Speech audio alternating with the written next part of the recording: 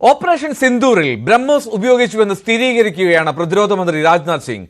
ബ്രഹ്മോസിന്റെ ശക്തി പാകിസ്ഥാൻ അംഗീകരിച്ചതായും ഭുജിൽ സൈനികരോടുള്ള അഭിസംബോധനയിൽ പ്രതിരോധ മന്ത്രി പറഞ്ഞു.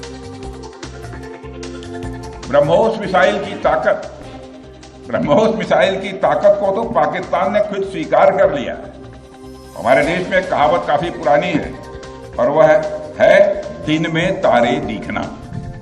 मगर भारत में बनी ब्रह्मोस मिसाइल ने पाकिस्तान को रात के अंधेरे में दिन का उजाला दिखा दिया.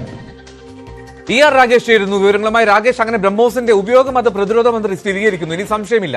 എത്ര എണ്ണം, ഏതൊക്കെ ലക്ഷ്യങ്ങൾ, അതിൽ എന്തെങ്കിലും വ്യക്തത നൽകിയോ അദ്ദേഹം? ആയൽദോ, ഓപ്പറേഷൻ സിന്ദൂറിൽ ബ്രഹ്മോസ് മിസൈൽ ഉപയോഗിച്ചെന്ന റിപ്പോർട്ടുകൾ നേരത്തെ തന്നെ ഉണ്ടായിരുന്നു. പ്രത്യേകിച്ച് നൂർഖാൻ എയർബേസ്, അത് പാകിസ്ഥാന്റെ സൈനിക താവളമായ റാവൽപിണ്ടിയോട് ചേർന്ന് കിടക്കുന്ന വ്യോമസേന താവളമാണ്. അവിടെ വലിയ രീതിയിലുള്ള നാശനഷ്ടം ഉണ്ടായിരുന്നു. അപ്പോൾ അത് ബ്രഹ്മോസ് ഉപയോഗിച്ചാണെന്ന റിപ്പോർട്ടുകളൊക്കെ തന്നെ നേരത്തെ ഉണ്ടായിരുന്നെങ്കിൽ പോലും ഇക്കാര്യത്തിൽ ഒരു സ്ഥിരീകരണം ഉണ്ടായിരുന്നില്ല.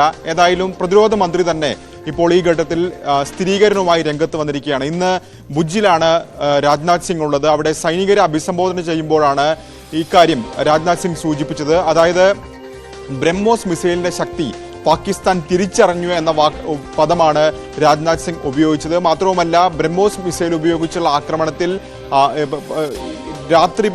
രാത്രി പോലും സൂര്യൻ ഉദിച്ചു എന്ന പ്രതികരണം പോലും രാജ്നാഥ് സിംഗിന്റെ ഭാഗത്തുണ്ടായിട്ടുണ്ട്. മാത്രവുമല്ല, രാജ്നാഥ് സിംഗ് സൂചിപ്പിച്ച പ്രധാനപ്പെട്ട കാര്യം ഇപ്പോൾ കണ്ടതെല്ലാം ട്രെയിലർ മാത്രമാണ് എന്ന വാക്കാണ് അദ്ദേഹം സൂചിപ്പിച്ചിരിക്കുന്നത്. അതായത് കൃത്യമായ സമയം വരുമ്പോൾ മുഴുവൻ ചിത്രവും ലോകത്തിന് മുന്നിൽ കാണിച്ചു കൊടുക്കുമെന്ന പരാമർശം പോലും രാജ്നാഥ് സിംഗിന്റെ ഭാഗത്തുനിന്നുണ്ടായിട്ടുണ്ട്. ഓപ്പറേഷൻ സിന്ദൂർ അവസാനിച്ചിട്ടില്ല. മാത്രവുമല്ല, പാകിസ്ഥാന്റെ ഭാഗത്തു നിന്ന് പ്രകോപനം തുടരുകയാണെങ്കിൽ ശക്തമായ തിരിച്ചടി ഇന്ത്യയുടെ ഭാഗത്തുനിന്നുണ്ടാകും എന്നും രാജ്നാഥ് സിംഗ് വിശദീകരിച്ചിട്ടുണ്ട്. ഏതായാലും രാജ്നാഥ് സിംഗിന്റെ സന്ദർശനം തുടരുകയാണ്. കാരണം ഇന്നലെ ശ്രീനഗറിലായിരുന്നു രാജ്നാഥ് സിംഗ് സന്ദർശനം നടത്തിയത്. തുടർന്ന് ഇന്ന് ഭുജിലും സന്ദർശനം നടത്തുകയാണ്. പ്രധാനമന്ത്രിയുടെ നിർദ്ദേശപ്രകാരമാണ് അതിർത്തി പ്രദേശങ്ങൾ, പ്രത്യേകിച്ച് ഇന്ത്യയുടെ ഫ്രണ്ട് ലൈൻ താവളങ്ങൾ സന്ദർശിക്കുന്ന നടപടിയിലേക്ക് ഇപ്പോൾ ഏതായാലും പ്രതിരോധ മന്ത്രി കടന്നിട്ടുള്ളത്.